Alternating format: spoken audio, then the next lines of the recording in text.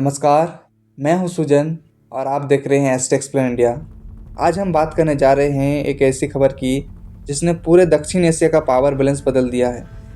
अफगानिस्तान और पाकिस्तान, दो ऐसे देश जो पिछले कई महीनों से एक दूसरे के खिलाफ सीमा पर गोलियां चला रहे थे, अब तुरंत प्रभाव से सीजफायर लागू करने पर राजी हो गए हैं। लेकिन असली सवाल ये है, क्या ये पीस डील टिकेगी और इसके पीछे असली खिलाड़ी कौन है? इस वीडियो में हम इसी पूरे घटनाक्रम को गहराई से समझेंगे। क्यों ये फैसला हुआ और इसमें कतर की क्या भूमिका रही और कौन से वैश्विक खिलाड़ी इससे सबसे ज़्यादा प्रभावित होंगे। सबसे पहले बात करते हैं कि ये संघर्ष शुरू कैसे हुआ। सितंबर के आखिरी हफ्ते में पाकिस्तान और अफगानिस्तान के बीच कुराम और चमन सेक्टर में लगातार बॉर्डर क्लैशेस चल रहे थे। पाकिस्तान का दावा था कि अफगानिस्तान की सीमा से टीटीपी यानी तहरीक-ई-तालिबान पाकिस्तान के आतंकी उनके सैनिकों पर हमला कर रहे हैं।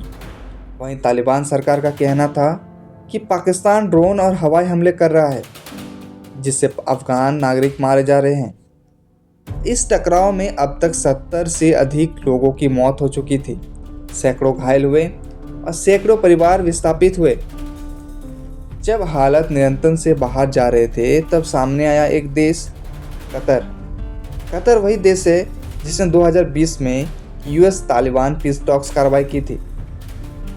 कतर ने इस बार भी पर्दे के पीछे रहकर दोनों देश के अधिकारियों को दोहा में बैकडोर बैठकों के लिए बुलाया और नतीजा 18 अक्टूबर की रात कतर के विदेश मंत्रालय ने घोषणा की, Afghanistan and Pakistan have agreed to immediate ceasefire and dialogue mechanism, यानी तुरंत युद्ध विराम और स्थायी संवाद का ढांचा तैयार करने का सहमति। अब सवाल उठता है, कतर को इससे क्या फ़ायदा? दरअसल कतर इस वक्त मिडिल ईस्ट का नया डिप्लोमेटिक हब बन चुका है।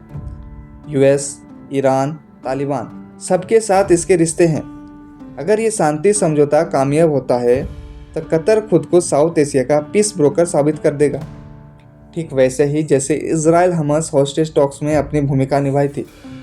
और ये बात सऊदी अरब व ईरान दोनों को सोचने पर मजबूर करेगी कि एक छोटा सा देश कैसे इतनी बड़ी क्षेत्रीय ताकत बन गया। अब बात करते हैं दोनों देशों पर असर की। पाकिस्तान के लिए ये सीज़फायर राहत की खबर है, क्योंकि आर्थिक संकट और आतंकवाद से जूझते पाकिस्तान के लिए एक और मोर्चा खोलना नामुमकिन था। वहीं तालिबान सरकार के लिए ये एक डिप्लोमेटिक जीत है, क्योंकि उन्होंने साबित किया है कि वे बातचीत से मुद्दे सुलझा सकते हैं, ना कि सिर्फ ताकत से। पर ध्यान रखिए, ये सीज़फायर फ्रैगिल है। अगर टीटीपी या अन्य मिलिटेंट ग्रुप्स ने हमला किया तो ये समझौता कुछ ही दिनों में टूट सकता है। कतर के इस कदम पर दुनिया भर से प्रतिक्रिया आई है।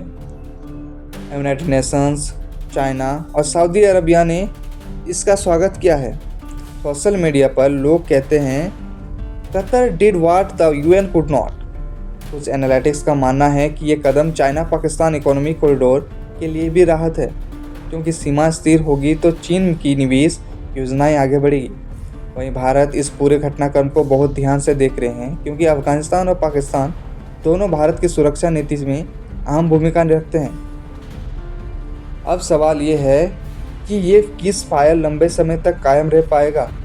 इतिहास कहता है, अफगानिस्तान पाकिस्तान बॉर्डर पर कभी भी स्थायी शांति नहीं रही। दुरंत लाइन को लेकर विवाद आज भी जिंदा है। लेकिन अगर कतर का ये प्रयास सफल होता है, दोस्तों, ये कहानी सिर्फ दो देशों का नहीं बल्कि उस पूरी भू राजनीति की है जहां शांति भी एक रणनीति होती है। आपका क्या मानना है? क्या ये सीज़फायर टिकेगी या आने वाले हफ्तों में फिर गोलियां चलेगी? नीचे कमेंट में अपनी राय बताइए। और अगर आप चाहते हैं कि मैं अगली वीडियो में कतर कैसे बना मिडिल ईस्ट का नया पावर ब्रोकर पर गहराई से बात करूं, तो इस वीडियो को लाइक और शेयर जरूर करें।